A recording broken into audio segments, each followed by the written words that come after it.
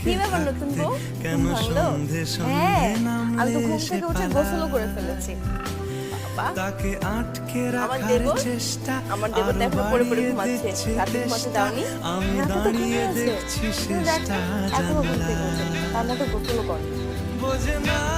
আচ্ছা, তোমরা রেডি হয়ে নিচে চলে এসো, খালা ডাকছে।